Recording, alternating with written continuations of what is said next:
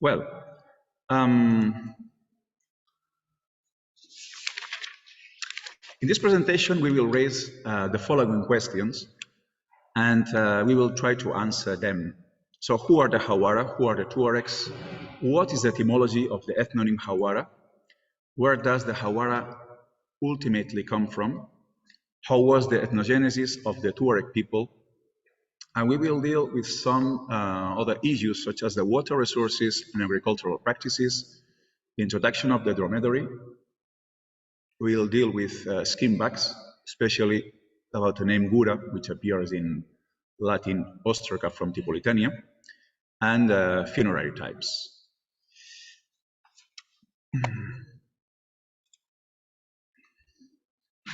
Well, the ethnonym hawwāra appears in the sources referring to the Arab Muslim conquest of northern Africa as one of the first groups after the Lawata and the Mazata that the invaders encountered in Tripolitania in their early raids since the 642. At the arrival of the Arabs, the hawwāra were placed mainly in Tripolitania at this time. At the arrival of the Arabs, there was still a sizable presence of hawwāra in Fezzan, which kept close bonds with Sicily, Níger, and Ghadames.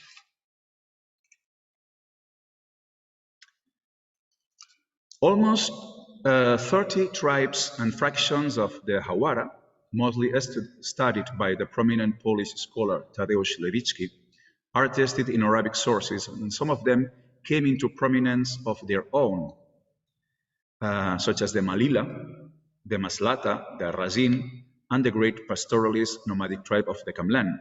Some of them even in Al-Andalus, the Razin named the Taifa in Šarq Al-Andalus, that of Al-Barracin in the highlands of modern Teruel.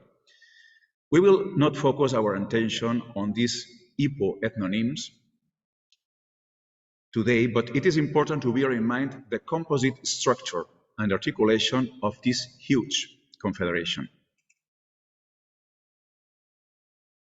In the accounts of the Ibadites revolts, the Al-Khawarij, Al-Ibadiyya, of the 8th century, there are references to the hawwāra in the regions west of Tripolitania, as we see in this map by Grigori Lazarev. These movements to the center, Tamazgha. And the fact that Arabic genealogies are contradictory about the hawwāra's filiation is in itself meaningful, because the hawwāra, they were certainly not Butar, as the Zanata and other extra-limited tribes were ranged, but the association to the Baranis, the populations that were intra-limited inside the borders of the Roman rule, and also the Sanhaja among others, according to their binary classification, is not clear either. The Sanhaja subgrouping among the Baranis can be justified historically because the hawwāra were the northern neighbors of the Lamta, Ilamtayan, who were Sanhaja and wearers of the veil, c'était des porteurs de voile, and had been infiltrating Tripolitania since the 6th century from somewhere else. We will discuss which is the origin of the hawwāra. But I don't think that this taxonomy corresponds to historical filiation. In the course of time, if we take into account not only historiographical references, but also toponymic traces of the hawwāra, the attestations of the hawwāra in northern Africa, Al-Andalus, and even Sicily, the presence seems to be ubiquitous, not only in Tripolitania, but also in Fezzan, in Ahaggar, in Sicily, Níger, in all the regions of ancient Roman, Vandal, and Byzantine Africa, in the valley of the Sus, in western Egypt, before arriving to the Iberian Peninsula and Sicily. Many villages, canals, and alquerías in Šarq Al-Andalus were named after the hawwāra, as is named in the toponymy as Favara, and they settled also in Toledo and the southern Al-Andalus. Historian and specialist in hydraulic archaeology, Ferran Esquilache, has succeeded in showing not only that the Sequia the canal constructed by the hawwāra south of the Turia river, Turia here, is one of the 4 oldest of the Horta de Valencia, named hawwāra, and Melilla, which was a fraction of the hawwāra after them, were responsible for the construction of one of the greatest vegetable gardens of the whole Mediterranean for a millennium. But he also succeeded in showing that the hawwāra, at least some fractions of the hawwāra, practice transhumance routes up the river Xúquer, up to the Serranía de Cuenca, and up to the river Túria, until Albarracín and the highlands of Teruel. And I have pointed Amazigh geographical toponyms both in Serranía de Cuenca and in the highlands of Teruel, which are not necessarily due to the hawwāra. Very interestingly, 𝗂𝗏𝗁𝗂𝗂𝗍 has shown arborescent structure. This arborescent structure of the watering systems is the result of a chain of splits in the canals that are joined through proportional devices and distribute water. There are names partidors or sisters in Catalan, which reflect the correlation with a social structure based on independent and agnatic groups of a tribal society. Before discussing the origin of the hawwāra, it is clear by now that they were not just nomadic dromedary riders, but also masters in water abstractions and diversion, and in other agricultural practices. Still, we will not deal with further spreads, but with the etymology of the ethnonym and the origin of the hawwāra, which we will discuss in sections 3 and 4. Now, who are the Tuaregs? We have to avow from the beginning that Tuareg is not a historical ethnonym, as it does not appear in the medieval sources, inversely to the ethnonym hawwāra, and it is a foreign designation for the Tuaregs and their Amazigh neighbors, as they call themselves Amazighs, Imazigh in northern Amazigh. So indeed, the Tuaregs subgroup themselves according to the treatment of the voiced interdental fricative, the Proto-Amazigh interdental fricative 𝗀, in the different Tuareg dialects. The 𝗀𝗁𝗁 or 𝗀𝗁𝗂𝗁𝗁 are the speakers of Tamazgha in Ahaggar, in Sicily and Šarq, including the oasis of Jan, and in Ghat. The Imazighan or 𝗀𝗁𝗁𝗂𝗁 are the speakers of Tamazgha in Ayr and the 𝗂𝗁𝗴𝘀. The 𝗀𝗁𝗁𝗁 or 𝗀𝗁𝗂𝗁𝗁 are the speakers of Tamazgha in 𝗀𝗁𝗁𝗁𝗁 and other parts of Mali. Therefore, the populations that we name Tuaregs do not have a historical specific designation in order to distinguish themselves from other Amazigh groups, Imazighan, except for 𝗀𝗁𝗁𝗁𝗁, which is indeed a nickname meaning those of the ville, 𝗁𝗁𝗁𝗁. And it is not incidentally exclusive for the Tuaregs, as they probably took the 𝗁𝗁𝗁 from the pioneering Sanhaja who preceded them in Central Sahara, as we will see later. The people of Ghadames named Lemteyen, the Tuaregs, and the Amazigh nomadic populations in general that frequent Ghadames, according to 𝗀𝗴𝘀𝗀, and the Amazigh from Tripolitania traditionally named Targa, the land of Tuaregs. So where does the exoglossic designation Tuareg come from, then? It comes ultimately from the toponym Targa. The Arabic sources recall that the Tuaregs from Fazan named Targa, in northern Amazigh is Targua, with labialization, the canal, the irrigation ditch, their own country, and the neighboring Amazigh groups from Tripolitania did. The Arabs then named Targi, an individual from Targa, and accordingly derivated analogically the broken plural Tawarik, and Tawarik is a later hypercorrection according to 𝗀𝗁𝗁𝗁𝗁, were Tuareg, notamment en français, in the European languages come from. I feel uncomfortable using Tuareg, referring to these people in the early Middle Ages. Still, it is necessary to name them somehow because they already exist in the Middle Ages as a distinct Amazigh groups, as is shown, for instance, by the patronymic marker 𝗀, which is already found in the work of geographer Ibn Hawwāra in the 10th century from Kurdistan, from modern Kurdistan, the 𝗀, that is the typical patronymic marker of the Tuaregs.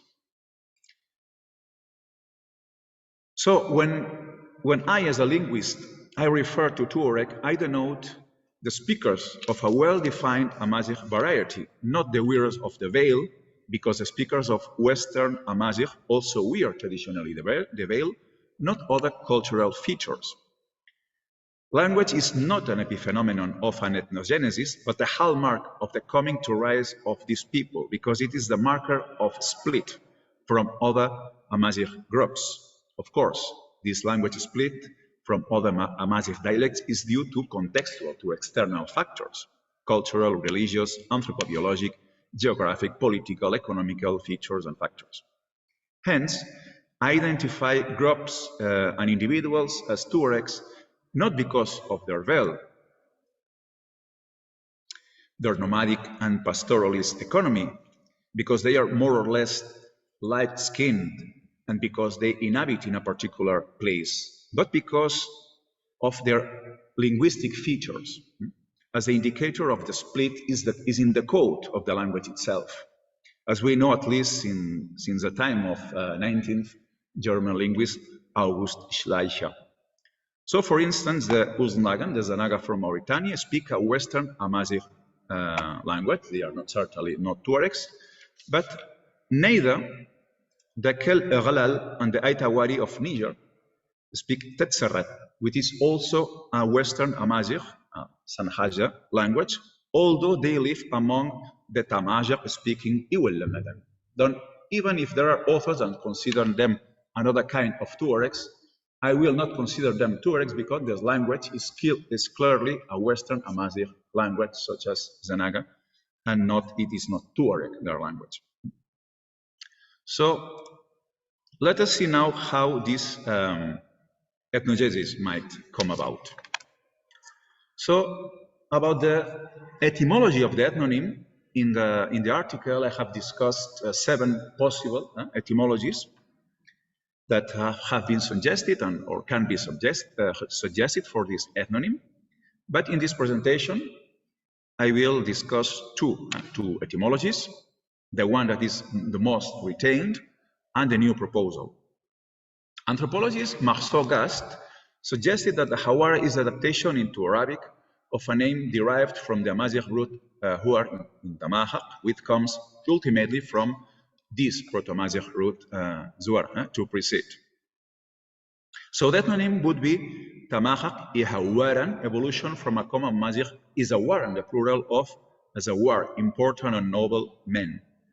According to the etiological explanation of the author, quand la première vague des conquérants arabes arrivant en Libye au 7e siècle, en demandant qui commandait ce pays berbère et quels en étaient les suzerains, on leur répondit probablement ce sont les hawwāra. Hawwāra à cette époque avait sa signification originelle et voulait dire les dominants.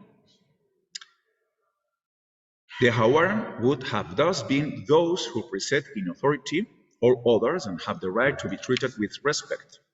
The important or noble ones, the dominant aristocrats, the nobles. Let's discuss the etymology. Admittedly, the highly distinctive Tuareg dialectal isogloss of the continuers of the Proto-Amazigh phoneme, this voice interdental fricative za, still partially retained in Tamazgh, is ja, which is the most common evolution in Tamazgh, is sha in Tamazgh, and ya also in northern Tamazgh, and ha in Tamazgh. Therefore, the Tamazgh treatment of Proto-Amazigh za as ha shows the highest degree of lenition of a natural palatalization and debicalization process, and accordingly can hardly be traced be traced down to the early Middle Ages. So it is not that the Proto-Amazigh za can be pronounced sha, ja, ha randomly in every Tuareg dialect, but it is a succession, an evolution that comes from za into ja, sha, ha, until the eventual devocalization of the consonant. So this etymology that proposed by Marxogas could only be supported if we assume that the palatalization process could occur before an autoethnonym 𝗂𝗏 was adapted into Arabic as hawwāra, which is diachronically an unrealistic scenario. Therefore, we must conclude that the root cannot contain a voice interdental fricative as the first radical consonant. Let's go for another proposal, another alternative. The second etymology is the name of this tree, which is named by the botanist as 𝗁𝗏, but in the literature, in the lexicography, we found always acacia. It's a case of terminology. So the Acacia nilotica or tortilis is named 𝗁𝗏𝗀 for the tree and 𝗁𝗏𝗀 for the pot. In français, c'est la gousse. La gousse qui contient les fèves ou d'autres légumes. For the pot of this tree in Tamazgha and in 𝗀𝗏𝗀𝗏 of Burkina Faso. 𝗁𝗏𝗀, the tree, and 𝗁𝗏𝗀 for the pot in Tamazgha. 𝗁𝗏𝗀 for the tree and 𝗁𝗏𝗀 for the pot again in Tamazgha. So the name, this tree is named, it's not exactly the same.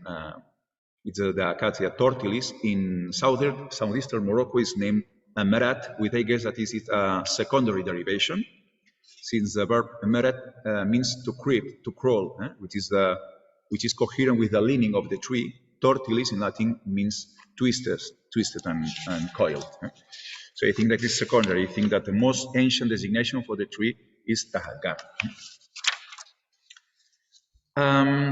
Let's discuss this etymology.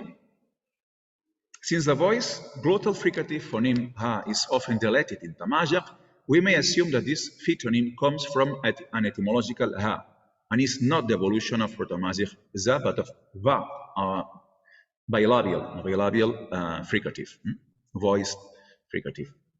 Taking into account that this is originally a sub-Saharan tree, the toponym 𝗁𝗏𝗀 should be a borrowing from a southern Tuareg source into Tamazgha, since Tamazgha loses Proto-Amazigh ha coming from va. Still, an interdialectal borrowing is not the only plausible explanation in this case, as 𝗁𝗏𝗀 might also be a case of archaic retention. Hence, the reconstruction of the name of this tree is 𝗂𝗏𝗏𝗀, which evolved in 𝗂𝗁𝗏𝗀 and eventually 𝗂𝗏𝗀 for the tree. And for the pot, 𝗂𝗏𝗏𝗀 for the pot and also the acacia grove and the land of acacia, which evolved eventually to 𝗁𝗏𝗀, passing through 𝗁𝗏𝗀, double labialization. Which is the motivation of this etymology? hawwāra might have arisen as the Arabic adaptation of a demonym 𝗂𝗏𝗀 coming from 𝗂𝗏𝗀, which could have designated plainly the inhabitants of 𝗁𝗏𝗀, which is a highland region named after its most distinctive and economically relevant tree, as we will see. But there is also a second possible motivation, which is the meaning of hawwāra, the pots, could have been employed as a metaphor of close-knit groups of segments that compound this huge confederation. After all, a pot is a seed case constituted by a group of beans or other legumes. As daring as this proposal may seem, the metaphor itself is very common in Amazigh ethnonymy of tribes and confederations of all time. We just want to recall the Maslata, which is a tribe of the hawwāra, probably is a name of patient in Slotan, which means in Slotan still means in Tuareg, is a pluraletantum, a name of a series of 4 ribs, derived from the verb slot, to dismember, to cut and divide into pieces, limb by limb, a slaughtered animal. The meaning of name of a series of 4 ribs might have been used as a metaphor for a segmentary group constituted for several ribs or segments. Also in modern Amazigh, we can find the use of ears, which means properly the bone, as meaning a fraction of a tribe lineage. So a tribe is divided into several 𝗂𝗁, several bones. It is a metaphor. Also, the name Afus is employed to designate a clan, an extended family, and agnatic descent. Afus is a hand, so because a hand is composed by several fingers. So if we omit the first semantic explanation, 𝗲𝗏, hawwāra, those from a Hagar, kept their designation during the Middle Ages and even after leaving their 𝗂𝗁𝗏 and reaching Tripolitania, from where they spread out throughout North Africa and Al-Andalus. But if we omit the second semantic explanation, 𝗲𝗏, hawwāra, the pots, could have also been so named before reaching a Hagar. So leaving aside linguistic reconstruction, where does the hawwāra ultimately come from? Martin Kosman suggested that hawwāra may be the Arabic adaptation of the name of a confederation known as 𝗲𝗏ares in Latin sources, mostly from the 3rd to the 5th century of the Common Era, previously exploited by Gabriel Camps and Jean Desanges.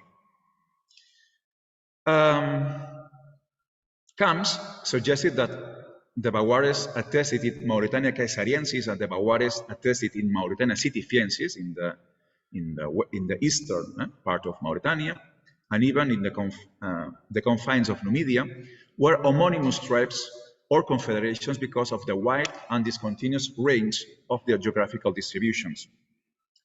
As for Ahmed M. Sharq has recently said that the hawwāra can be considered the historical heirs of the 𝗲𝗏ares, but he does not imply any etymological relationship because he thinks of another etymology for the hawwāra. It is worthwhile examining philological and epigraphical attesting of the 𝗲𝗏ares before discussing this identification to know if it is geographically and historically plausible. I have chosen only some excerpts because there are many attestations of the 𝗲𝗏ares. 𝗲𝗏arum, here in genitive plural, is attested in the 𝗂𝗏𝗁𝗂𝗃 of Volubilis, in the Tingitana, dating between the 223 and 234, which reports a conference that brought together Roman municipal authorities, represented by Prolegate Furius Celsus on the one hand, and the princeps gentis 𝗲𝗏arum vacuatum, is to say the imgharen, or the chiefs of these confederations. This is interesting because although the 𝗲𝗏ares did not settle west of the Malwa, the Muluya, their spread was considered a threat to the Roman rule, even in Tingitana. Here, Principe gentis 𝗲𝗏arum et vacuatum. We know even epigraphically some anthroponyms, names of individuals belonging to the 𝗲𝗏ares, in inscriptions found in the middle of the 3rd century in Tenet Mexen in Kabylia, which was published in an epigraphic. And the reading is uncertain in several anthroponyms, but we have some names: Afram, Faye, Masmule, Taganin, Wasan, etc. In this account, it is said that 3 reguli, 3 chiefs of the 𝗲𝗏ares, were killed, and their familiae, their groups, captured by the princes of 𝗁𝗏 caesariensis in the last mountain pass before the plain. These are all Eastern 𝗲𝗏ares.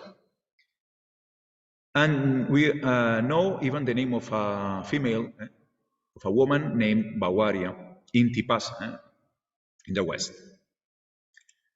There are also these 2 interesting epitaphs from the same place in Regia, in modern Oran region, where two people were killed 𝗴𝗿𝗏𝗂𝗏 by the violence, by the strength of the 𝗴𝗏𝗀𝗏s. The first one in the 4th century and the last one in the Vandal period. And this, we know the name of these men that were killed, and Marcus Lollius Sabinus, 31 years old, and Publius Aelius Felix. So in a very northern place. So epigraphic and to a lesser extent philological evidence locates the 𝗲𝗏𝗀𝗏s since the 3rd century to the 5th century, ubiquitously intralimitem from the eastern riverside of the Muluya until the confines of Mauritania Citifiensis and Numidia. This striking spread can hardly be, though, the result of the confederation of autochthonous, but rather the infiltration intralimitem of southern immigrants, whose purpose will be discussed later.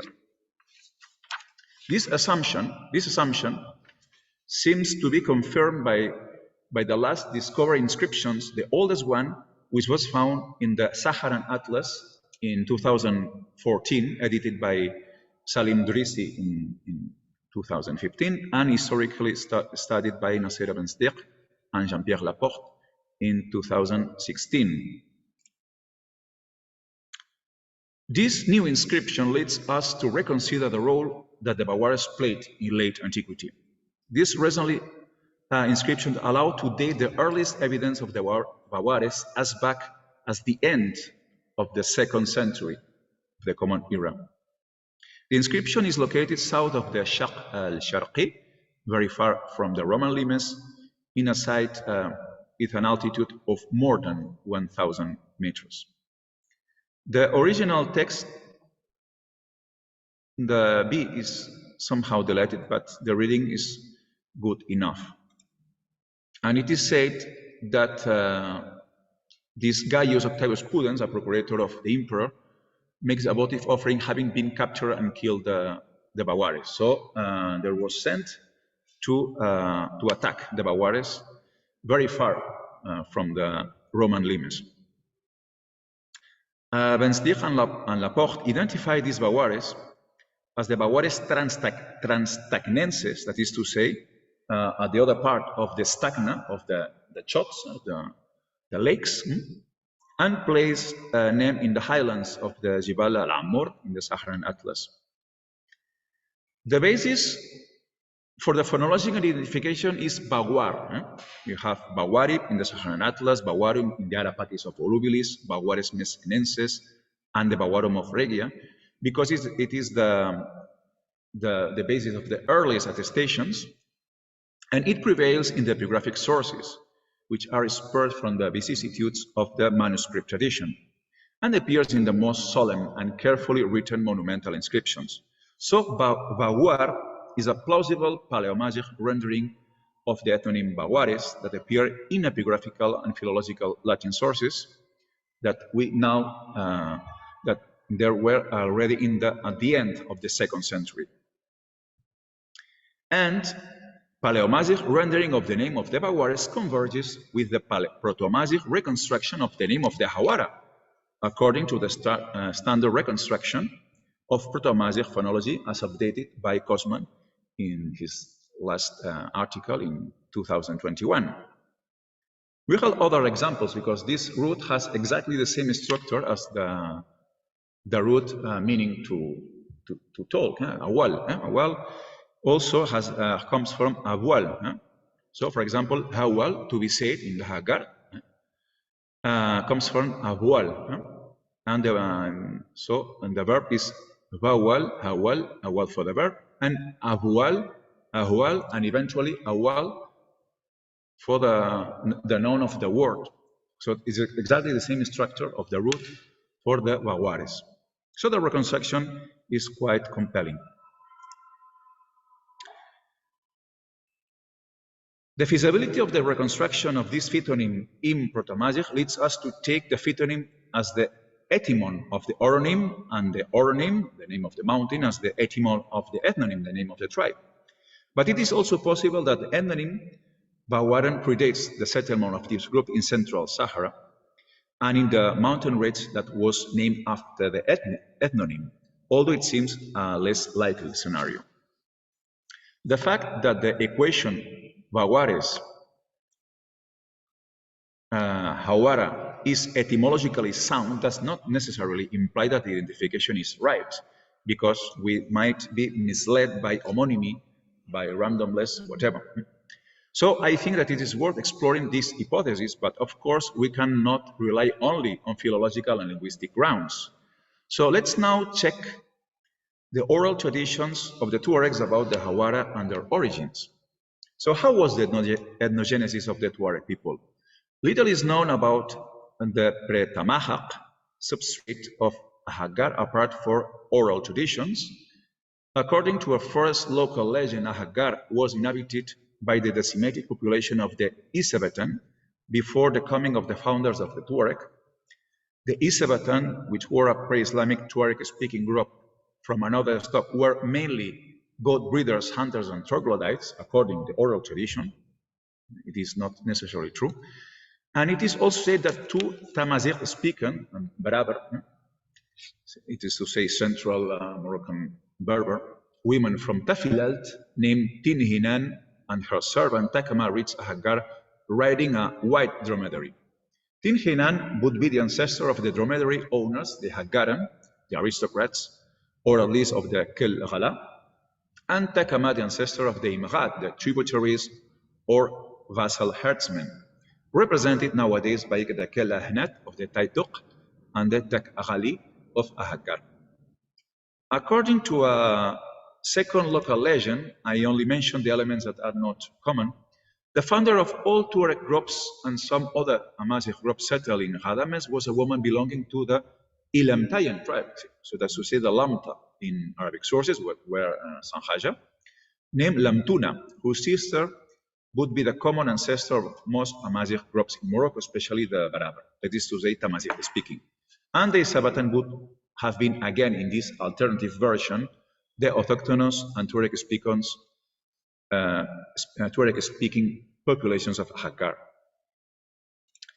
Let's discuss these elements. So we have to retain that from the point of view of language history, these legends point to the heterogeneous ethnogenesis of the Tuareg people, which would have originated from the convergence of indigenous populations, the knowledge of which is only known to us through rock paintings, the 𝗬𝗏𝗏, which were either autochthonous populations or maybe early immigrants from southern Sri Lanka, if we accept an old etymology by 𝗂𝗏𝗃𝗁𝗃, which suggested to link them with the Asvites, as attested in Herodotus and other authors, but this is philologically possible, but historically is very controversial.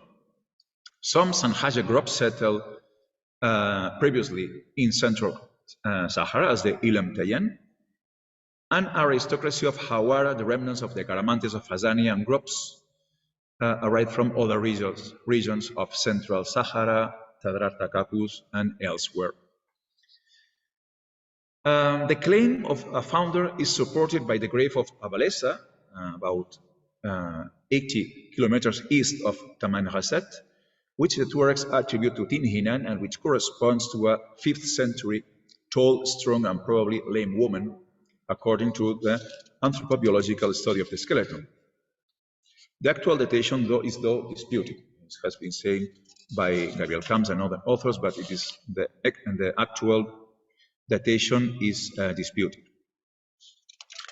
And we know as well that the 𝗀𝗁𝗃, which are the main noble tribe of the 𝗀𝗁𝗃, claim to be descendants both of 𝗬𝗁𝗃, which they assimilate with Tinhinan, and they claim to be descendants of the hawwāra at the same time.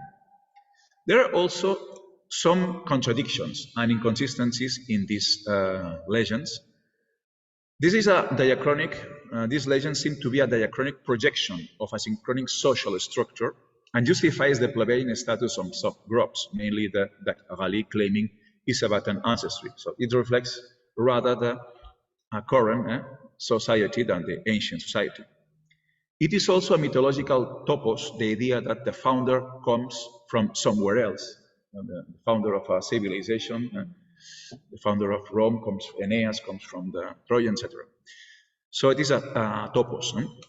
And the choice of Tafilal, I don't think that it is random, because it was the northwestern confine of the Tuareg wall in the Middle Ages, not in antiquity.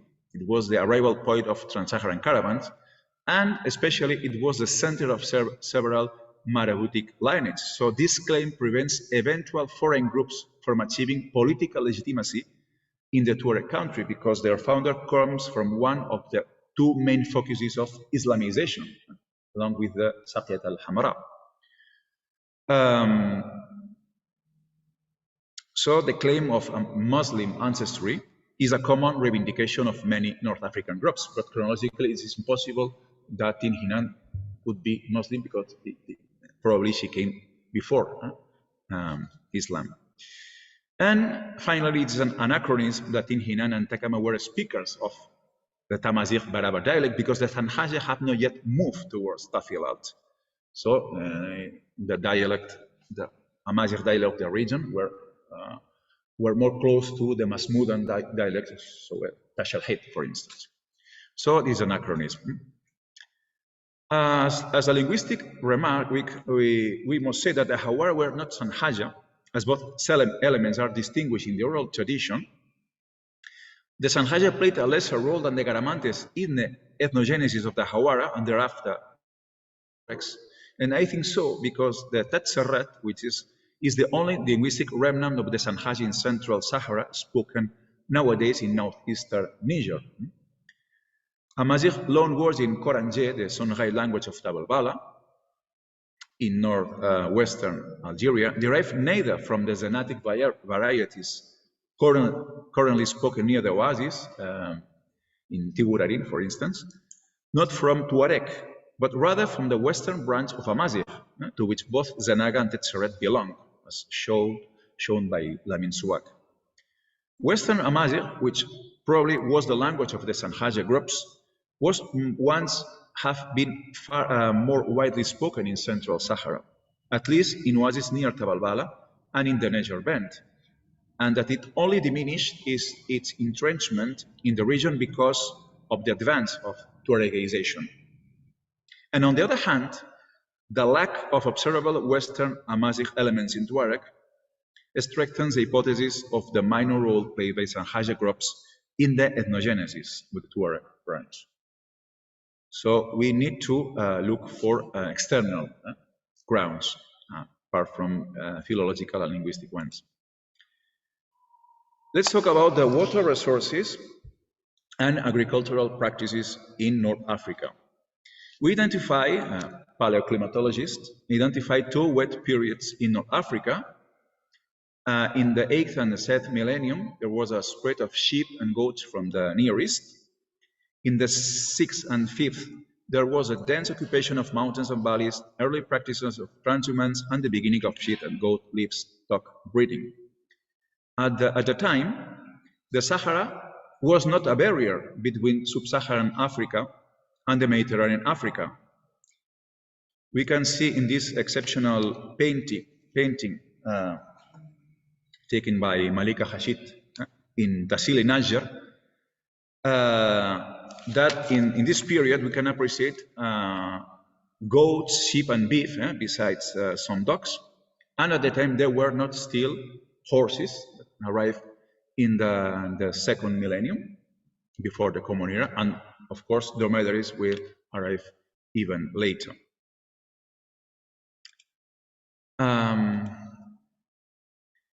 The 4th millennium is a dry period. We can still find, we can see in this map, some water spots. These places were not still advanced by the Sahara. So this is the region of Tidikal and Tuat. This is Tassili Najjar, Ahaggar, Tadarar Takakus. This corridor was the valley of the Garamantes.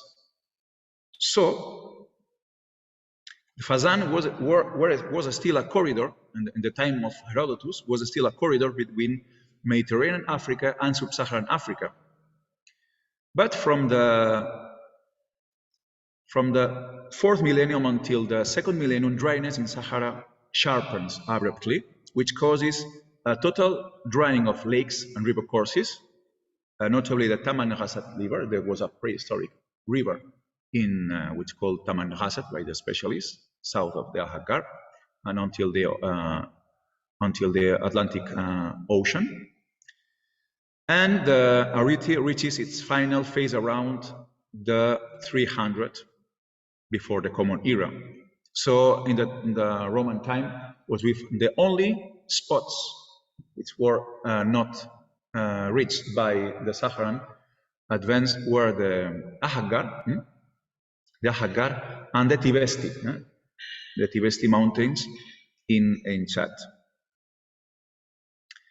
So in the time of Herodotus, Phazania was still a corridor of ancient itineraries. The corridor between the Punic and Roman civilizations of Tripolitania, about 600 kilometers north, and the lands of the 𝗂𝗍𝗄𝗍 and the valley of the Chad Basin. Chad Basin about 1,200 kilometers on the south. According to Herodotus, the Garamantes were an exceedingly great people, ethnogenesis, who sow in earth which they have laid on the south. So the first thing that came to attention of Herodotus is the agricultural practices of the Garamantes in the heart of the Sahara.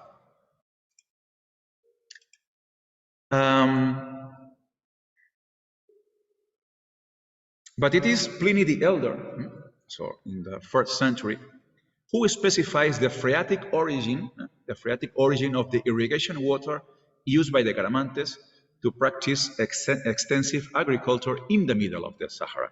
He said that the Garamantes are a people surrounded by sands in every direction. They find water, however, without any difficulty at a depth most of about 2 cubits. 2 cubits, that is to mean a cubitum, a Roman cubitum is 44 centimeters. So they find water at less than 90 centimeters of depth. This is why it is telling to us Pliny. So Putios tamen 𝗀𝗍𝗁 vinum fere cubitorum altitudini veni. So and it is confirmed by archaeological prospections. Large-scale archaeological prospecting conducted in Garama, in the Wadi al-Ajal Valley, conducted by David Mattingly, they have found sophisticated forms of agriculture for the harvest of wheat, barley, sorghum, cotton, grape, figs, and other crops, and hundreds of Oasis settlements with the zone of Wadi al-Ajal revealing precocious agriculture in the first half of the 1st millennium before the Common Era, and thereafter in Ghat and the Wadi Tanzur. Only in the Wadi al-Ajal alone, they have identified 125 Garametian settlements, population, more than 700 kilometers of hawwāra, of canals, subterranean canals of irrigation, more than 700 canals, some of them very long canals, more than 4 kilometers long, and in other parts of Fezzan, only dug partially another hawwāras. So it is confirmed by archaeologists that Fezzan was the point of diffusion of these systems of irrigation, and afterwards it was diffused elsewhere. But in the point of diffusion, the water was depleted, exhausted, and it remained only in other regions, particularly in hawwāra, in Tidikal, in Tuat, in other regions, but not in the point of diffusion, which was primarily Fezzania, the land of the Garamantes. Well, until the present, we can find still in southeastern Morocco the 𝗀𝗁𝗁, as it is named in southeastern Morocco. 𝗀𝗁𝗁 is basic for the agricultural practices in pre-Saharan and oasis zones. Elizabeth Fentress and Andrew Wilson has shown has revealed the spread of the watering system from Fazania to other places in the north, such as in Ghadames, in the southern Bizacena, in the oasis of Nazawa, in Tuat, and in Gurara, Tidihel, and even in Aures, where local legends in Aures associate hawwāra technology with Saharan Amazigh groups, in contrast with the hydraulic techniques of Roman origin. Excavations have also revealed some Libyan and Old Tifinagh inscriptions, which evolved out of the Libyan abject and is the written form, as we know, in Tuareg, which mark mainly caravan routes or are associated with funerary stelae. Since the 3rd century of the Common Era, the Garamantes supplied grain and other commodities for the market of Bungem, located next to the Roman garrison, as indicated in several ostraca. In ostraca, which are pieces of receipts, it is said in November, in English, in November, Garamantes came in leading 4 donkeys and 2 Egyptians, bringing some letters for you and your runaway slave. So it is said that Garamantes introyeron, in Latin, ducentes asinos quatuor. So they came with 4 donkeys. And in another ostragon, it is said that introyeron Garamantes ferentes ordeum. The dimension above, Garamantes came in carrying barley. It is said, muli, tres muli asinos quatuor, 3 mules and 4 donkeys.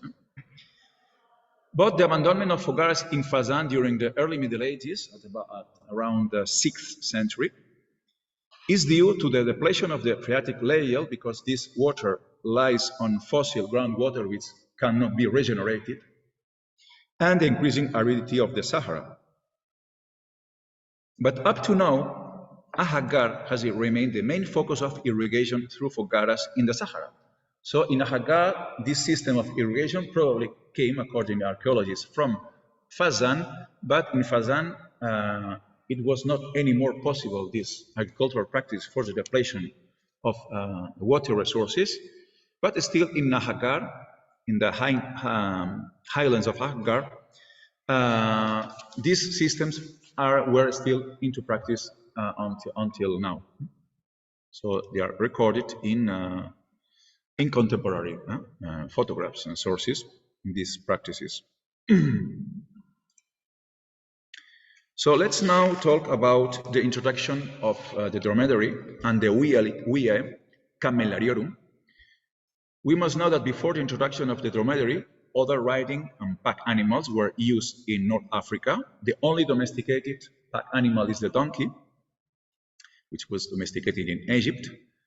We have the horse, which enabled the regional hegemony of the Garamantes in the time of Herodotus. It is famous, the Numidian cavalry. And in the time of Herodotus, it is already pointed out these trans-Saharan routes that come from the valley of the Nile, Siwa, Ammon at the time, Ammon, Augila, Garama, Rat, and Adrachen-Foras, and until the Sahel and the valleys of the Niger. So it was already in practice in the time of Herodotus, because we knew that Garama was still, the valley of the Garamantes was still a corridor between the sub-Saharan Africa and the Mediterranean Africa. But later on, it was introduced the dromedary. Well, the mule is preferred in the highlands, and the ox is still pack animal in the Saharan Atlas. So the dromedary, domesticated in the Arabian Peninsula, arrived in North Africa probably from Yemen around the 3rd century before the Common Era, and spread from eastern Sudan to the Sahara through the Sahelian routes passing the Tibesti and the Chad. At the beginning of the Roman colonization of Africa, dromedaries were not yet important for the economies of the provinces west of the Tripolitania and south of Byzacena. According to 𝗁𝗂𝗁𝗂𝗧, the dromedary was introduced by the Garamantes from Fezzan into Tassili, Niger, and Hagar towards the end of the 3rd century of the Common Era and the beginning of the 4th century. The major fortresses of the Roman limes were built on the fringe of established oases with water resources in the northern Sahara, with the 4th century position with defined garrison settlement, the vicus. Golas, Bungem, was a crossroad in the route that linked Leptis Magna in Tripolitania with Garama. Next to the fortress of the limes, there was a statio camellariorum, which was a kind of customs office where the camellari used to pay the portorium fee to the desert guard, and probably, as in Egypt, the symbolum camelon, which was the rite of passage for the trans-Saharan caravan routes. And the statio camellariorum was also a caravanserai, where the caravans stocked up with water and supplies and let their dromedaries rest. There are allusions to the Via de Camelis in the Le Tablet Albertini from southern Byzacena, from Vandal period, which along with the Via de l'Ismul and Via de Murcia, Via 𝗀𝗐𝗿 Magdala, probably connected the steppes of southern Byzacena and Numidia with central Sahara, as shown by Levaux. We know that the camellari, these camel riders, the chameliers, were not soldiers. They were not soldiers. The Roman army hired indigenous camellari and asinari as carriers of grain. And we know from quite a few ostraca the name of these indigenous camellari. We have chosen just 2 of them. Yasuctan, it's a very common name attested all over North Africa in Latin inscriptions. It is said that transmissia te domine per camellarius esuctan spiritualis tridici septem. I have sent to you 7 measures of wheat through the camelier, Yasuctan. Another one named 𝗂𝗵𝗏𝗏. Salutem transmissia te domine per camellarius 𝗂𝗏𝗏 isidarin tridici viginti. I send greetings to you through the camelier 𝗂𝗏𝗏, 20 measures of wheat.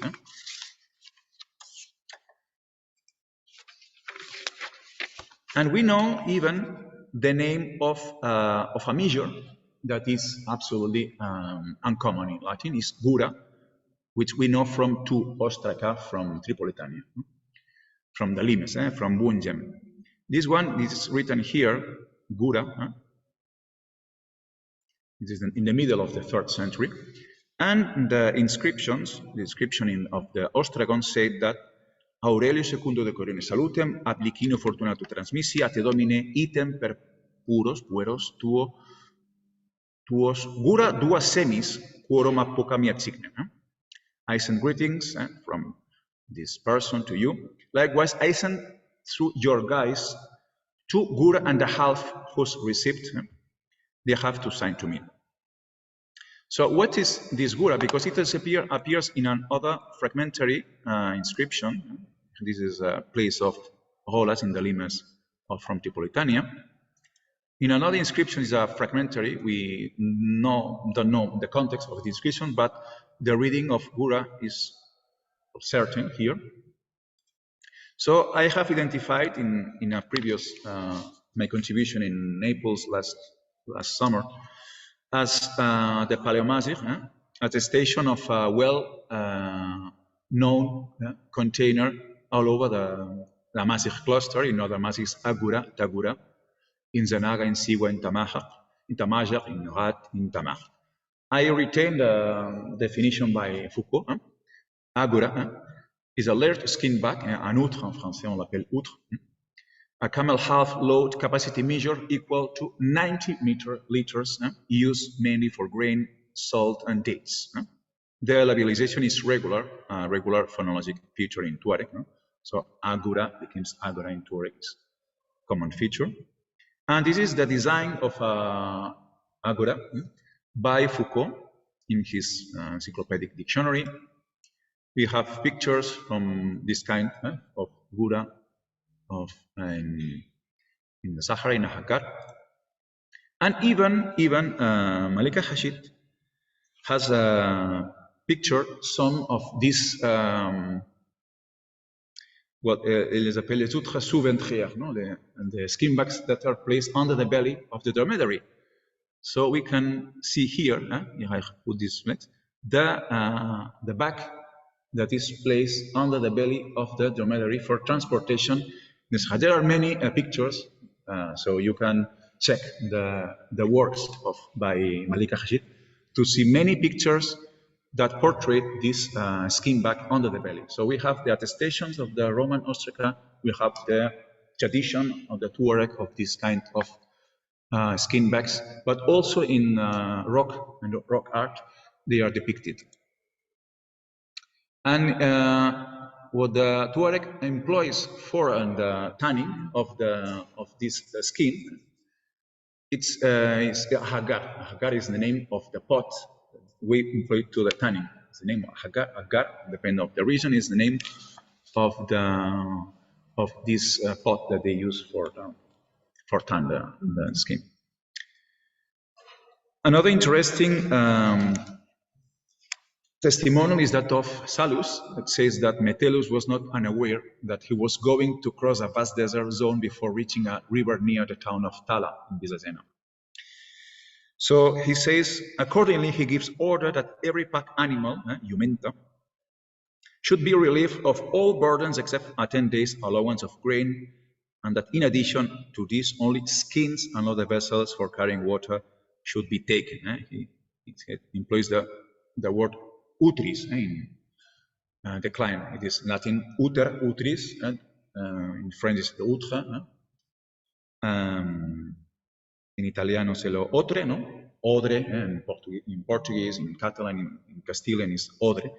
So it is the name employed. So there are explicit references by ancient authors, and they are employed 𝗁𝗃𝗁𝗃 not only for the skin bags, but also for the manufacture of the tents, the nomadic tents.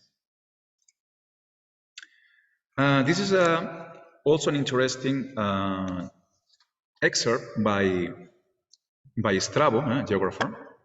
He says that the Pharusians also have contact with Maurusians in the north, and the Pharusians were placed probably in the Dra Valley and south and the northern Saharan, Western Sahara.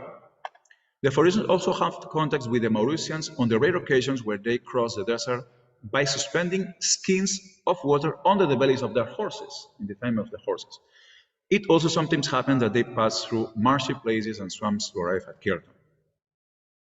So, when we discuss the etymology of 𝗁𝗃𝗁𝗃, we say that it designates the pot, which is even more important than the tree itself for the economy of the Tuaregs. Some anthropologists and scholars have said that, for instance, Foucault, la gare c'est une gousse remplie de graines, on les jette et on fait sécher les gousses, sécher son un temps estimé. Xúquer, pour ce qui est des autres, on a observé que le tannage avec des gousses, d'Acacia nilotica. Et Nicolaisen, the tannin generally used by Tuareg of 𝗁𝗃𝗁𝗃 of iron for articles other than water bags is the fruit of the Taggar Acacia. There are explicit references to this. In the studies by Elizabeth Fentress and Andrew Wilson, they suggest that the introduction in detail of Saharan tombs of a kind that is also attested in Ahaggar, Tassili, Najer, and Fazan is due to the immigration of large Saharan nomadic tribes northwards in the steppes during the late Roman rule in North Africa and well into the Vandal and Byzantine times. On the basis of the Bayesian statistical methods, is a variant of lexicostatistics and glottochronology used by Christopher Ehret for calibrating with lexical divergence the chronology of the split of the different Amazigh branches, they matched these Saharan nomadic tribes with zenatization of the Amazigh varieties spoken in these areas.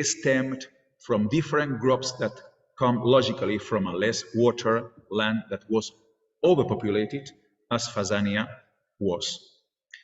The Bawaran were not just Garamantes, immigrants, but the crystallization of a gradual migration process of different groups coming from other parts of the southern Libyan desert, as, for instance, 𝗪𝗏𝗃. We should not overlook the mention of the Abaritana or Awaritana region as cited by Christian texts from Vandal Africa. According to the Christian bishop of Byzacena, 𝗀𝗏𝗏𝗰𝗏, Vandal king 𝗀𝗁𝗃 assigned to his army the province of Zeugitana and kept for himself Byzacena, Abaritana, and Getulia, as well as part of Numidia. He said, Si vivic Byzacenam, Abaritanam, atque Getuliam, et partem Numidiae reservavit. The bishop of Carthage, 𝗁𝗏𝗏𝗏, mentions in quadam parte Awaritanae provinciae, and tells that the peoples of this provincia, of this region, were heathen, were not Christian. 𝗂𝗁𝗃 Šarq, who does not link etymologically the Bawares to the hawwāra, suggests that the Abaritana was the region of the hawwāra. This connection is etymologically possible, I think, if we postulate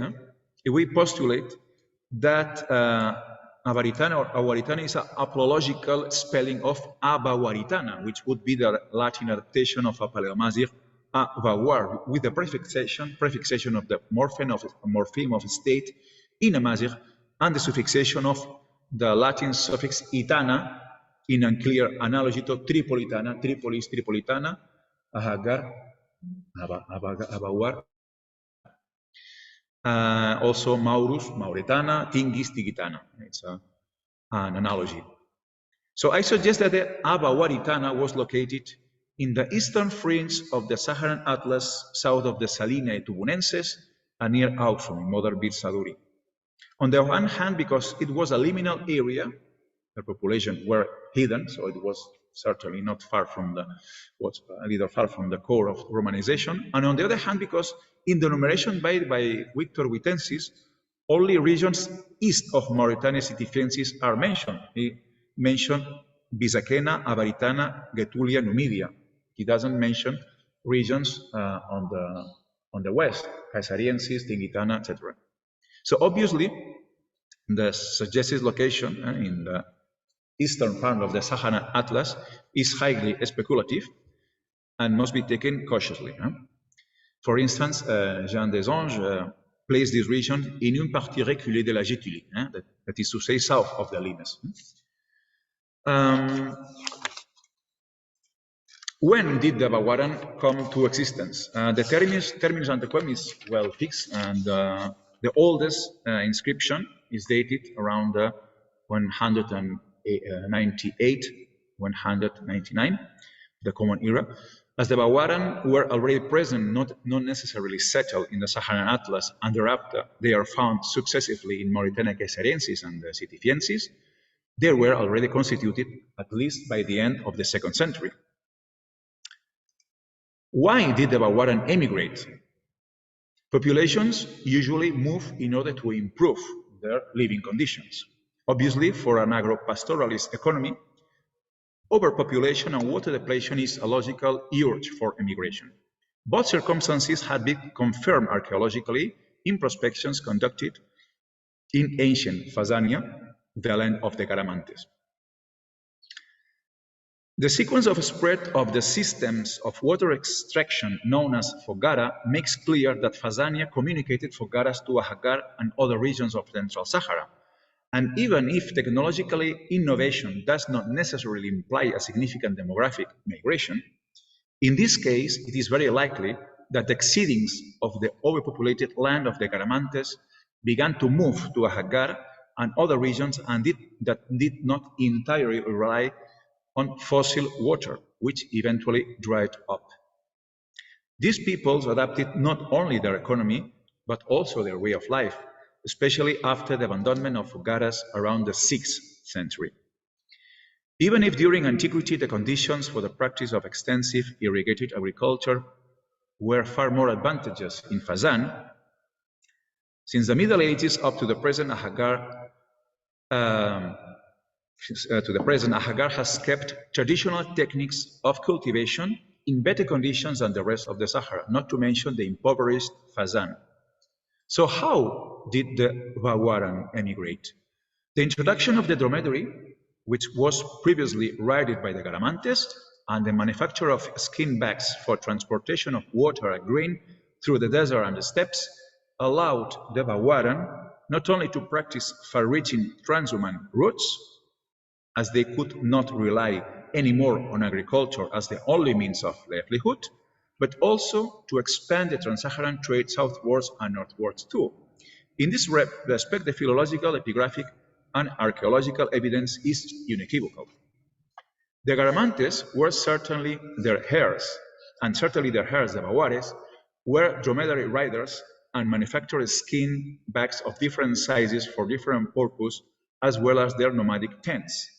Again, Ahaggar, 𝗲𝗏, the pot of acacia tree, employed for the tanning of leather, strengthens the idea that this tree was essential for the economy of these peoples, and more than justify the naming of their new homeland as the land of the acacia tree, but could also justify the self-designation as the close-knit pots and the close-knit groups of beans, of segments, that compound the confederation.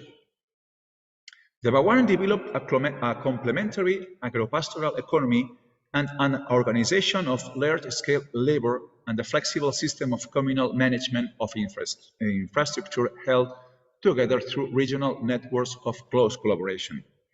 Thanks to this social and economic structure, they managed to construct and maintain the hawwāras long before settling in Mediterranean Africa and later on in Al-Andalus after the 8th century and in Sicily in the 9th century.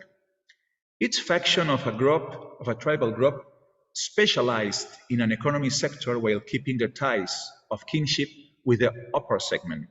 This is shown by the overwhelming prevalence of the 𝗂𝗏 ethnonym 𝗲𝗏ares and hawwāra over their 𝗂𝗏 ethnonyms, although some of them came to prominence, such as the Malila, Maslata, Razin, etc. And we know as well that they moved with their women, children, and cattle. I have omitted some testimonial, but Procopius and 𝗁𝗁𝗁𝗁 said explicitly that even in the military camps, there were the cattle, their women, and their children. And finally, are the 𝗲𝗏 and pre-Tuareg the early Tuareg populations? The legendary accounts of the 𝗲𝗏 of the Tuaregs leads us to think that they came from somewhere else. And we guess that they might have come mainly from Fazan and other regions of the southwestern Libyan desert, rather than from the abode point of departure of their founders, from Tafilat, which we suggest that is a historical fake. We can assume that emigration waves from a so densely inhabited region, which started by the end of the 2nd century, become massive by the 6th century. Some of them towards Mediterranean areas, but most of them southwestwards, especially to the oases of 𝗁𝗐𝗏 and Tawat and to Ahaggar, where water resources did not rely entirely on fossil phreatic layers. We cannot, though, consider Ahaggar and Tasil in Ager as the only focus of Tuaregization, as Tadrar, Capus, and other regions south of Fazan, and as a whole the Central Sahara, were probably involved in the ethnogenesis of the Tuareg stem. Still, both the hegemonic role of the hawwāra and the foundational legends of the Tuareg seem to accord to Ahaggar a capital role in this process. This is a hypothesis that must be challenged by further research. Finally, even if Tuaregization can be seen as a paroxysm of hawwārization because they took to the extreme a process already set by the hawwāra, they do not coincide exactly. Not only because hawwārization preceded chronologically Tuaregization, but also because Tuaregization was probably far more abrupt and massive in its constitution than the former, which was more gradual and sustained over time. Hawwārization was a process of infiltration into other regions. But Tuaregization was a massive and abrupt process. This is the reason, I think, why Tuaregization gave rise to a more coherent and well-defined group, certainly linguistically, which retreated from the areas of influence of foreign hegemonies, the Arabs most notably, whereas the hawwāra eventually converged in many respects with the migratory patterns of the Arabs, which eventually leads them to fully Islamization and Arabization, either in Egypt, in Sus, or in Al-Andalus. Therefore, although we can consider that the Tuaregs arose out of the exacerbation of a process previously launched by the hawwāra, and that the hawwāra can be seen as pre-Tuareg and early Tuareg populations, their past drifted away radically over time. Thank you very much for your patient attention.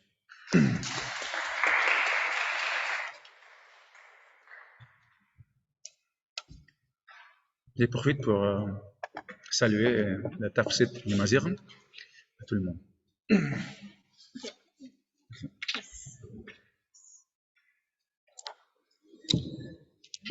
Thank you, Carles, for this excellent lecture, very clear and rich, and very suggestive. Your hypothesis on the etymology of hawwāra.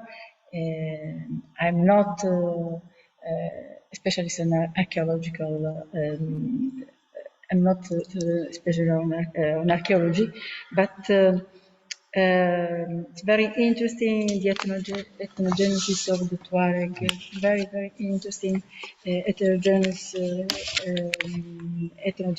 of the Tuareg. So,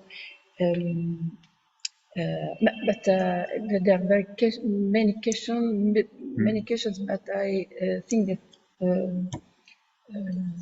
the public have many questions.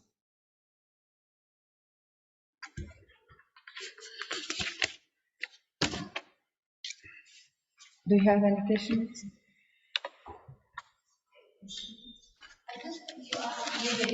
Yeah. Which sources did you consult to elaborate your hypothesis? Which are the sources? Quelles sont les sources que vous avez pour élaborer les hypothèses que vous avez présentées sur l'origine des hawwāra et des hawwāra?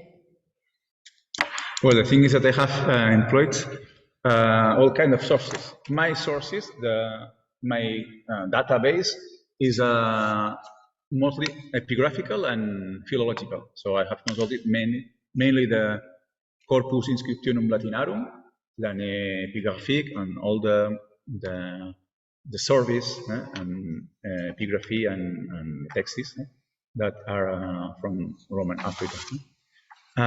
Also, Ostrog are very important in my study. I have consulted especially because there are information that appear never appeared in the textual, in the formal texts. But in the Ostrog and the receipts, we have the testimonies of the name of cameliers and the name of measures.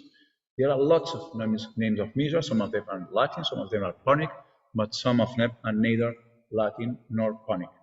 And so Ostrog are very relevant. All my argumentation about the skin bags, the 𝗁𝗏, is based on Ostrog. The philological references have some references, Strabo and Sallust, but the Ostrog are very rich, not only in Tripolitania, but also in southern Byzacena, well into the Vandal period. So Ostrog are even as important as the epigraphical inscriptions and philological. So what I have is to consult all the philological tradition, not only the Textus Receptus, which is edited by the philologist. The philologist is a Latinist or Hellenist, and sometimes in the textual tradition, there are variants that for the linguist could be more relevant, but is omitted and is in the apparatus. But sometimes it's variants. So in my database, I always put all the variants that appears in the manuscript. Most of them are obviously mistakes. But I have to interpret from sometimes the interpretation of ostraca is not easy for paleographic grounds. For instance, I was in Heidelberg. They have a rich collection of papyrus, but also of ostraca. And the reading, I have to consult paleographists, paleographists who are specialists in reading. But sometimes the scribes are very consistent with the letters they employ. In Tripolitania, they even employ special letters and diacritics to note exotic phonemes, exotic sounds that does not exist in Latin, neither in Greek. So they employ some kind of letters. Andrea Bernini, with a specialist in paleography of Ostraca from Tripolitania, he suggests that some of them can be taken from Libyan objects. I don't agree, but I think that they are rather diacritic letters, Latin letters. But it is an issue. The thing is that they are very consistent. The scribes does not make their receipts randomly. They are they're consistent with the use of some letters. But it is something. Ostraca is a field of research that in the last years have conducted very seminars and colloques only on ostraca. Yes, it's interesting. 𝗁𝗁𝗁𝗁𝗁. 𝗁𝗁𝗁𝗁 is considered the mother, the founder of Tuareg. Later studies found out the skeleton found in the grave of 𝗂𝗿𝗀𝗀𝗿𝗆 wasn't theirs. Wasn't the skeleton of 𝗂𝗁𝗁, but so she's considered the mother of the Tuareg. But this that was not her skeleton has had an impact in the ethnogenesis of Tuareg. This is an issue. I have not been in 𝗂𝗂𝗁𝗁, but I know that the studies that were conducted in the 70s now are disputed, because one thing is the analysis of the skeleton, another thing of all the pieces are in the grave itself. So I don't know. I have not made but the actual datation is, according to archaeologists, is disputed. So I cannot. The most known version of this datation, that of 𝗂𝗂𝗁𝗂𝗂, places them by the end of the 4th century and the beginning of the 5th century. But I don't know if this exact datation is reliable. I really don't know. I think that 𝗁𝗂𝗁𝗂𝗂 has suggested that it is necessary to put the skeleton in its context. But the thing is that the Tuaregs themselves, they consider this to be the grave of their founder. So for them, it is the truly a skeleton and the truly grave of 𝗁𝗁𝗁𝗁.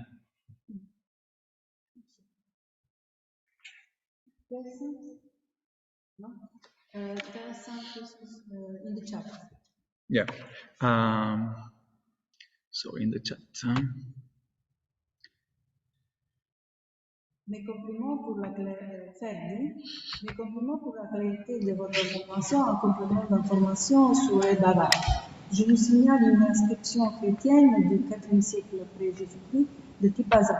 Il s'agit d'un mansard, tableau fondateur, en mosaïque qui cite un père et sa fille Adjani et Barabia.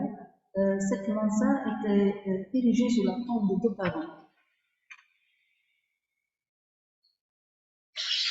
Oui, en fait, j'ai dû supprimer beaucoup dans nos textes pour publier, il y a une dizaine des attestations sur les 𝗂𝗏𝗏, mais juste pour ne pas trop allonger, j'ai raccourci pour faire une présentation qui peut se faire dans 1h15, 1h30. Mais il est vrai qu'il y a plusieurs, oui. En fait, j'ai toutes ces témoignages sont dans le texte pour publication. Mais j'ai resté sur 3-4 attestations de 𝗂𝗏𝗏, mais il y a beaucoup, hein. En fait, déjà dans l'étude de Gabriel Camps, dans le 55, il y a beaucoup. des anges les a complémentés, et dernièrement, les publications de 𝗀𝗏𝗏 et puis de Nasser Amazigh et de Jean-Pierre Laporte, ils ont encore repris. Dans le dossier, il est disponible, ce dossier. Il y a quelques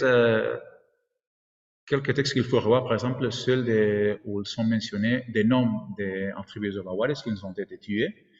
Il y a des problèmes de compréhension dans l'édition de l'année épigraphique de 1907 qu'il faudrait revoir parce que, par exemple, comme Laporte ou d'autres auteurs, 𝗀𝗏𝗏, ils ont noté Taganin ou Taganim, 𝗂𝗏𝗀𝗂𝗂𝗏. Donc, il faut faire l'autopsie de cette inscription parce qu'en fait, la lecture n'est pas claire dans ce cas. Non, mais le dossier, il est vrai que j'ai pas donné, pas du tout, ni même la quatrième partie des témoignages sur les 𝗲𝗏𝗏𝗏. Merci, Carles. Il y a une autre question. From Cynthia Becker. Hello from Boston. A very interesting lecture. Why do you feel that the movement of Tuareg into the Sahara from Staphylites is not correct? What about the supposed graves or reptilian man found in the Sahara, which is complete? It is an hypothesis, no? So I don't know where they come from. I suggest that 𝗲𝗏𝗏𝗏 is not the reason because 𝗲𝗏𝗏 was not yet relevant for in the antiquity, in ancient times. 𝗲𝗏𝗏. So the western, the trans-Saharan route of the Western Sahara was set by the Sanhaja in the early Middle Ages. So if we trace back to the 5th century, 𝗲𝗏𝗏𝗏 was not relevant. So I think that the thing that 𝗲𝗏𝗏𝗏 is explicitly mentioned in the tradition of the Tuaregs is because it was relevant in the Middle Ages, and it does not reflect the actual origin, but the knowledge that the Tuaregs have of their own space. So the world of the Tuaregs, the northwestern confines of their space, this nomadic space, was 𝗲𝗏𝗏𝗏. So I think that they choose 𝗲𝗏𝗏𝗏 because the founder has to come from elsewhere, cannot be autochthonous. And on the other time, they choose 𝗲𝗏𝗏𝗏 because it was the northwestern limit of their space, economically, but also spiritually space.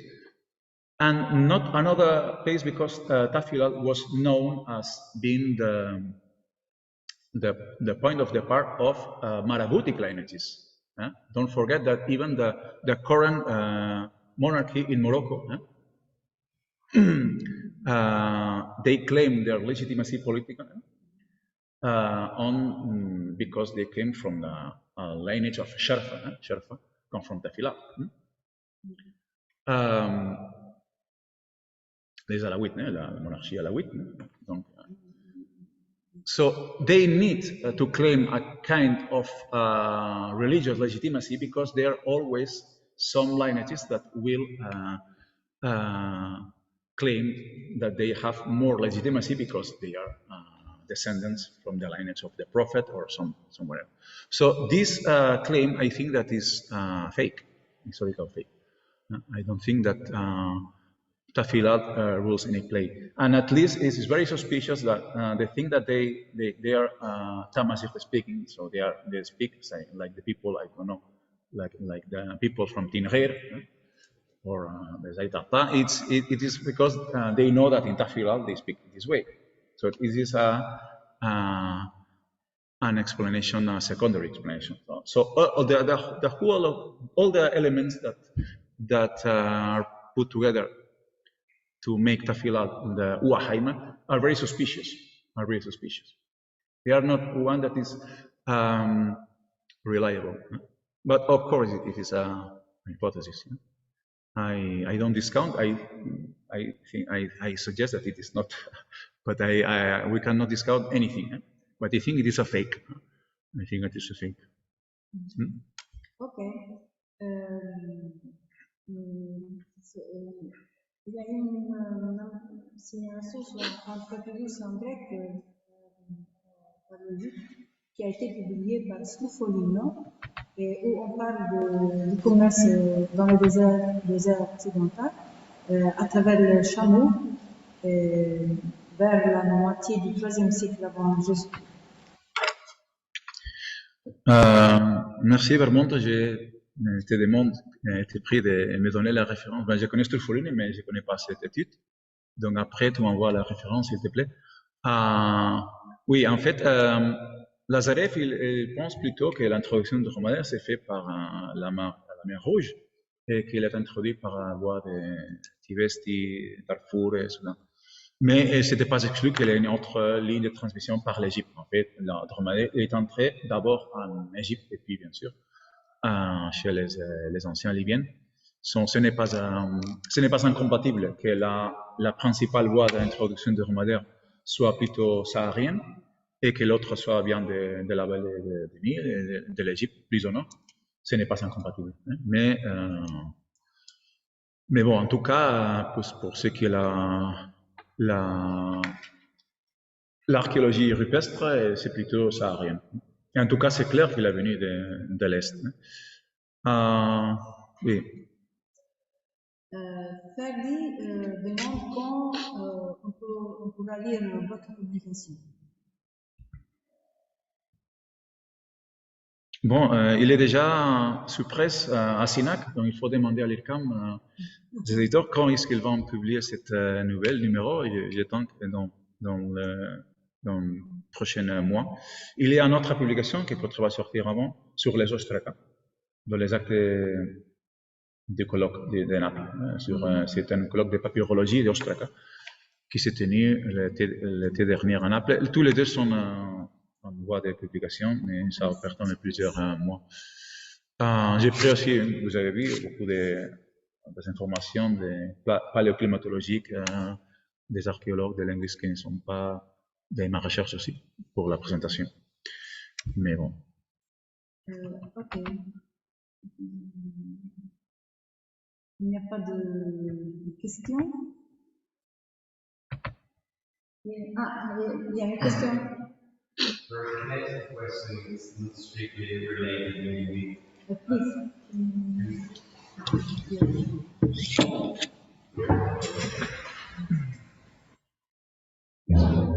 C'est bien que c'est comme ça. Thank you. Maybe this question is not strictly related, but I'm not a Berber specialist. I came from another field of study. I was wondering if we know something from Latin or Greek sources about the religion of these people before Islamization, and if this could be something useful in understanding maybe the ethnogenesis of these groups. I don't know. It's some way related, or it could be interesting.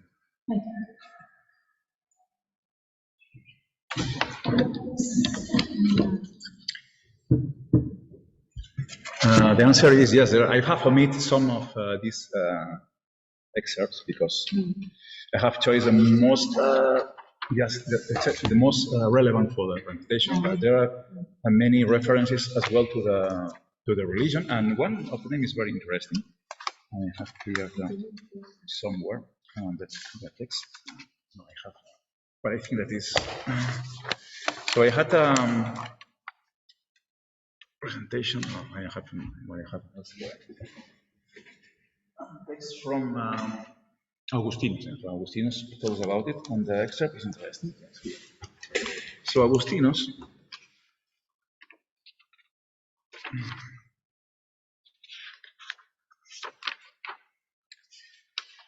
Let me see.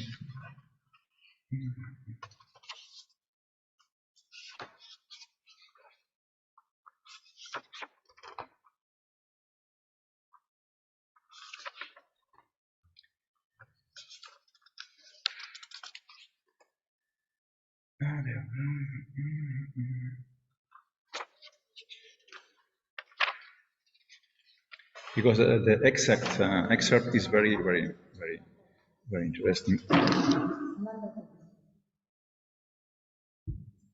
Yes, this one. Augustinus, by the end of the 4th century, he describes that in a letter sent to a certain publicula, he describes the cross-frontier relations between the Arzugues in southern Byzantium and the Romans. The Arzugues was responsible for transporting and guarding the crops across the southern frontiers of Byzantium. And he says, well, I read only the translation into Latin and into English, but then I comment. Among the Arzugues, so I have heard, the barbarians are accustomed to swear, jurer, to the decurion who command the limes, or to the tribune, and they swear by the demons, by the spirits, by their spirits, when they conclude engagements, where they have an engagement, to guide transport or to guard the crops. Individual landowners or tenants are in the habit of accepting them as people worthy of trust to guard the crops, when the decurion has sent a letter to them, as are travelers who must cross the region while taking them as guides. So he describes the invocation to their spirits that they make to conclude an engagement. So I'm going to transport your commodities, your grain, or the commodities, and the way of certify this confidence is to swear to their demons, to their spirits. So there are lots of references of religion, yes. How it is concerned with the ethnogenesis of a group is interesting.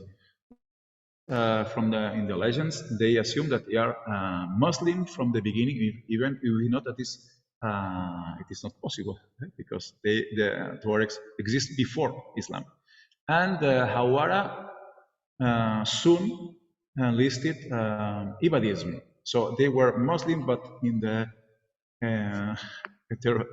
heterodox way of being. So they need to have bonds with other Amazighs from the Polytania, the Ghadames, which were. So, but at the end, they have to find the legitimacy with the most powerful movement. Over time, it is Islam which prevails. So they have to pretend that they are genuinely Muslims from the beginning, because they need legitimacy to be independent.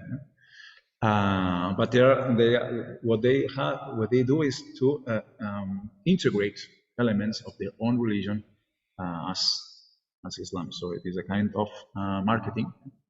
So they pretend to be as Muslim as the most Muslim, but they integrate their religious beliefs in Islam. Okay. Une autre question. Est-ce que vous croyez que le climat peut être un élément qui a poussé les Tuaregs à se bouger d'autres lieux? Il y a des sources qui parlent de ça? Oui, ce n'est pas une croyance, c'est une évidence. Les gens bougent afin d'améliorer les conditions humaines. Donc, jamais on va aller dans les endroits plus défavorisés, sauf dans les pratiques ascétiques. Il y a aussi des témoignages des ascètes qui vont au désert de l'Égypte pour pratiquer dans une vie d'ascétisme, de privation, de tout ça. Justement, dans les oases et dans les régions du désert de l'Égypte, il y a beaucoup de Amazigh qui attaquent les pauvres ascètes. Mais en général, les populations, ce qu'ils veulent, c'est améliorer ces conditions de vie.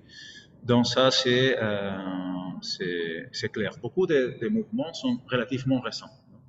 Nous savons que le noyau des Tuaregs, c'était la Hagar, mais puis on les retrouve dans à 𝗀𝗏𝗀𝗀𝗀𝗀, à Massif de l'Aïr, à la vallée de Azawar, donc jusqu'à même Burkina Faso et Nigeria. Donc ils ont toujours cherché les meilleures conditions, surtout pour leurs chameaux, les chèvres et les brebis. Donc, c'est surtout dans la tradition, mais ces mouvements sont relativement récents. Et la tradition, c'est récent sur ce mouvement de population, il est bien connu. Il y a des éditions des textes en Tuareg qui parlent justement de cette mouvement migratoire. La plupart, ils ont été édités par assez de collaborateurs.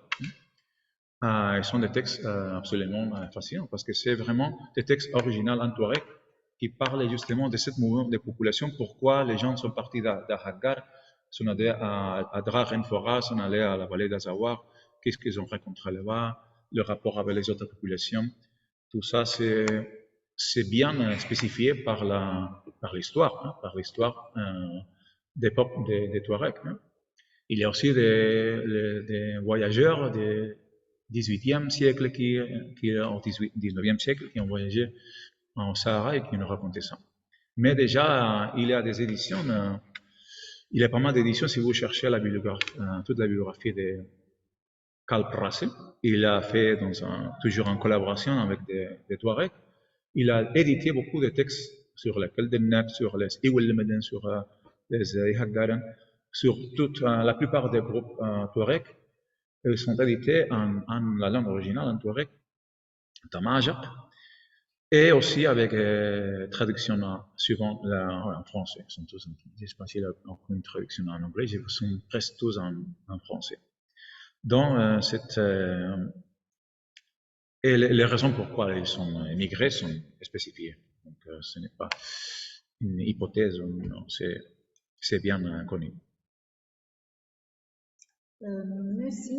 I'm curious to know, did the hawwāra manage to preserve their culture, especially the language, or did they lose it like the ethnics in Maghreb? C'est intéressant. Pour ceux qui ont voyagé au Maroc ou en Égypte, vous allez voir que, par exemple, au Maroc, hawwāra, c'est un enclave arabophone dans la vallée de Sousse, la région de Taroudant, si vous connaissez un peu le Maroc, dans la région de Taroudant, et alors ils se disent nous sommes d'origine arabe. Aussi, ceux qui sont de l'Égypte, ils prétendent être d'origine arabe.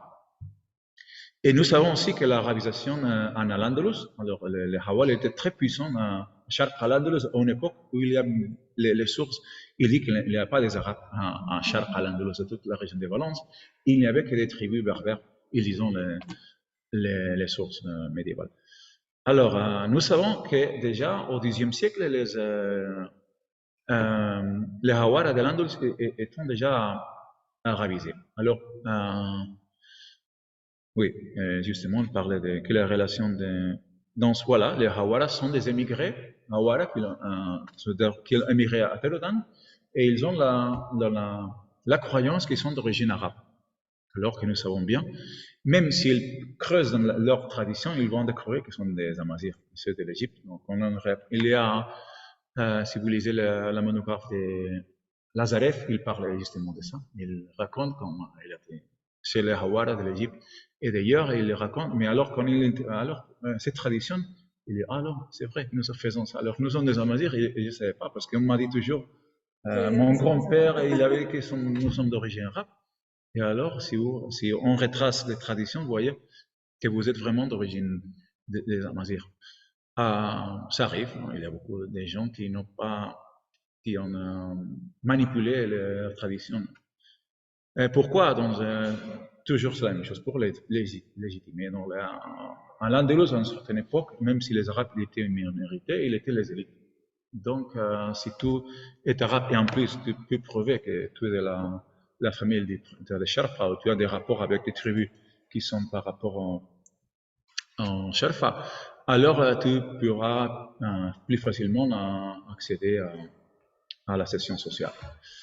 Alors si tu restes toujours dans un toiement des pédigris, hein, si ton pédigris n'est pas à la hauteur, tu vas rester dans une position sociale basse.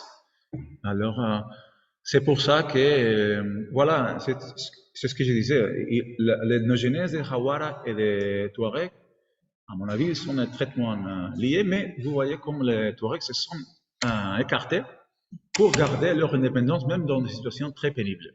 Par contre, les hawwāra en général, ils se sont intégrés dans le mouvement migratoire initié par les Arabes, et se sont non seulement arabisés, islamisés, mais ils croient qu'ils sont d'origine arabe.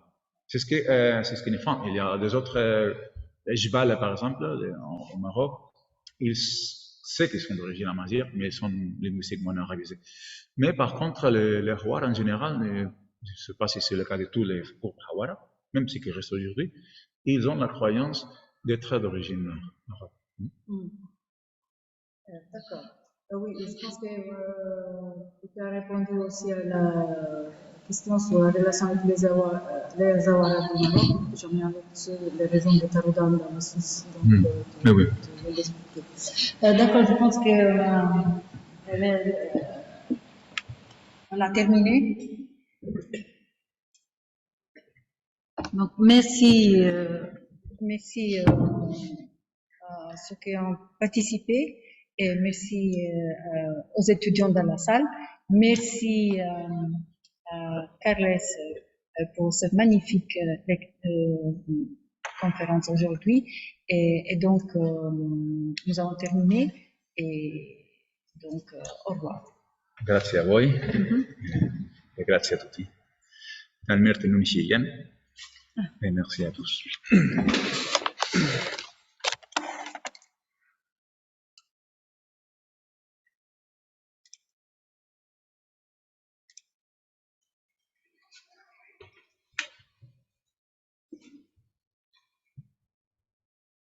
Tu n'as pas arrêté là? Non, on ne peut pas arrêter. D'accord.